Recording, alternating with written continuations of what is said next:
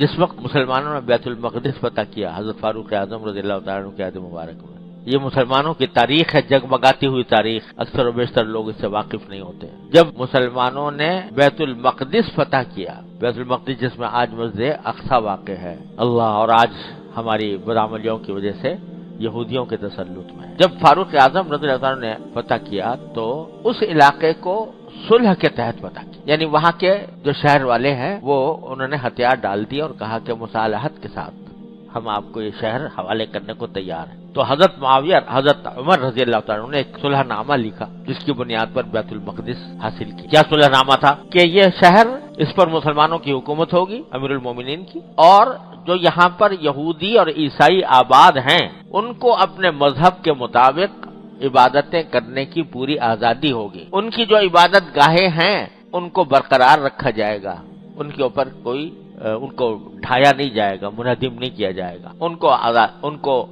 عبادت کرنے کی پوری آزادی ہوگی، اور مسلمان ان کا تحفظ کریں گے، یعنی اگر کوئی غیر مسلم دشمن حملہ آور ہوا تو مسلمان ان کا تحفظ کریں گے، ان کا دفاع کریں گے۔ اگر مسلمانوں کی کسی سے جنگ ہوئی تو وہ مسلمانوں کا ساتھ دینے کے پابند نہیں ہوں گے، یعنی مسلمانوں کے ساتھ لڑنے کے پابند نہیں ہوں گے۔ اگر مسلمانوں کی لڑائی کسی سے ہو رہی ہے تو یہ لوگ ان کے مسلمانوں کے لشکر کے ساتھ شامل ہو کر دشمن کا مقابلہ کرنے کے پابند نہیں ہوں گے، اور ان پر اگر کوئی حملہ ہوگا تو مسلمان اس کا دفاع کریں گے، اور یہ جزیہ ادا کریں گے۔ جزیہ ایک قسم کا ٹیکس ہوتا تھا جو غیر مسلم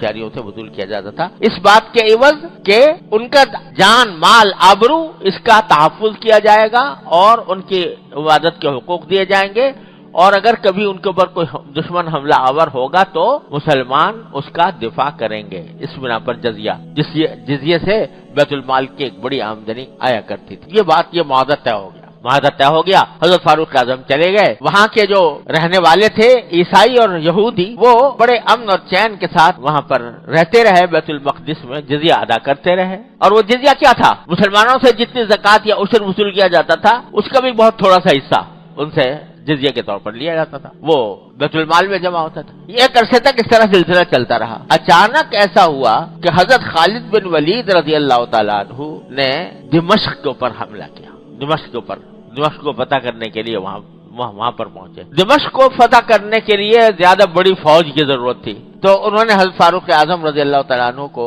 لکھا کہ ہمیں ضرورت ہے کہ آپ فوج ہمیں مزید عطا کریں تاکہ ہم اس مہم میں کامیاب ہوں۔ تو حضرت عمر نے بیت المقدس کے جو حاکم تھے ان کو لکھا کہ تم یہاں سے جو تمہاری فوج ہے لے کر ان کی مدد کے لیے دمشق پہنچ جاؤ۔ جب یہ فوج جانے لگی تو حاکم جو تھے غالباً ابو عبیدہ بن جراح تھے رضی اللہ تعالیٰ عنہ، انہوں نے کہا بھائی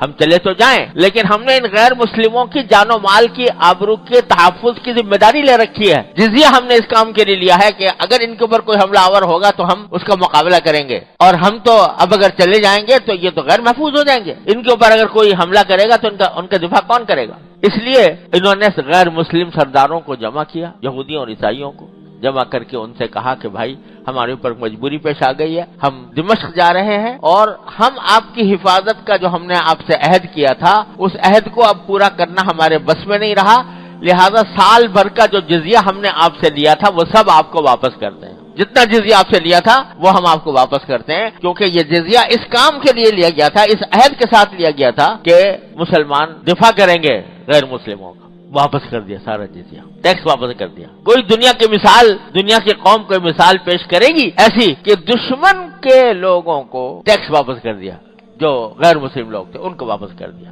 تو اس کا نتیجہ کیا ہوا کہ وہ جو بیت المقدس کے عیسائی یہودی تھے انہوں نے کہا بھائی ایسی دنیا کی مخلوق تو ہم نے کوئی دیکھی نہیں کہ جو اپنے معاہدے کا اتنا پاس کرنے والی ہو، اور ہمیں کر دیا۔ اس طریقے نے ان میں سے بہت سو کو اسلام قبول کرنے پر آمادہ کیا، مسلمان ہوئے، اس وجہ سے مسلمان ہوئے، اور پھر ان میں سے بہت سو نے دمشق کی جنگ میں حصہ لیا، حالانکہ ان کے ساتھ یہ معاہدہ نہیں تھا کہ وہ ہماری جنگ میں حصہ لیں گے، لیکن بہت سو نے دمشق کی جنگ میں حصہ لیا اور پھر دمشق فتح ہوا۔ تو حضرات صحابہ کرام رضی اللہ تعالی عنہم اجمعین کی سرکار دو عالم صلی اللہ علیہ وسلم نے اس طرح تربیت فرمائی کہ ایک فرد یہ سمجھتا تھا کہ میں نے اگر کسی سے کوئی وعدہ کر لیا، کسی سے کوئی معاہدہ کر لیا تو یہ معاہدہ میرے لیے ایک غلامی ہے، جیسے فرمایا گیا الوعد الرق، غلامی ہے، اس وعدے کی پابندی میرے ذمہ ضروری ہے، وہ چاہے اس سے مجھے نقصان ہو رہا ہو یا نفع ہو رہا ہو، لیکن میں وعدہ پورا کرنے کا پابند ہوں۔ یہ مزاج بنا دیا تھا صحابہ کرام کا، اور یہی سنت ہے رسول کریم صلی اللہ علیہ وسلم۔ پھر ایک اور واقعہ حضرت ذکر فرماتے ہیں کہ حضرت عبداللہ ابن ابی الحماد بیان کرتے ہیں کہ بعثت سے پہلے میں نے حضور نبی کریم صلی اللہ علیہ وسلم سے کوئی چیز خریدی۔ یہ بعثت سے پہلے کا معنی یہ ہے کہ رسول کریم صلی اللہ علیہ وسلم ابھی تک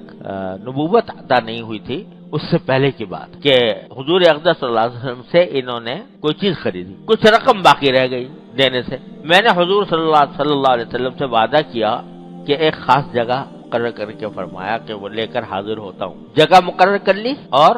وقت مقرر کر لیا کہ فلاں جگہ فلاں وقت میں وہ باقی رقم لے کر آؤں گا۔ حضور اقدس صلی اللہ علیہ وسلم نے فرمایا کہ ٹھیک ہے، میں بھی آ جاؤں گا وہاں پر۔ پھر کہتے ہیں عبداللہ بن ابی الحماد کہ میں بھول گیا کہ مجھے جانا تھا وہاں، رسول کریم صلی اللہ علیہ وسلم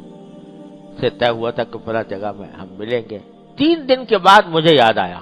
تو میں وہاں پہنچا تو کیا دیکھتا ہوں کہ حضور صلی اللہ علیہ وسلم اسی جگہ تشریف فرما ہے 3 دن سے، اور دیکھ کر مجھ سے فرمایا کہ تم نے مجھے مشقت میں ڈال دیا، 3 دن سے اسی جگہ تمہارا انتظار کر رہا ہوں۔ جگہ متعین ہوئی تھی، وقت متعین ہوا تھا، میں وہاں پر پہنچا، تم آئے نہیں تو میں کیونکہ وعدہ کر چکا تھا اس لیے انتظار کر رہا ہوں، 3 دن سے تمہارا انتظار کر رہا ہوں۔ اور یہ واقعہ بھی رسول کریم صلی اللہ علیہ وسلم کی نبوت سے پہلے کا ہے، کیونکہ اللہ جل جلالہ جب کسی کو نبوت کا مقام عطا فرماتے ہیں تو نبوت سے پہلے بھی اس کے اندر ایسے اوصاف پیدا فرماتے ہیں جو انسانیت کے شرف، انسانیت کے اعلیٰ ترین اوصاف ہوتے ہیں، وہ پیدا فرمائے جاتے ہیں۔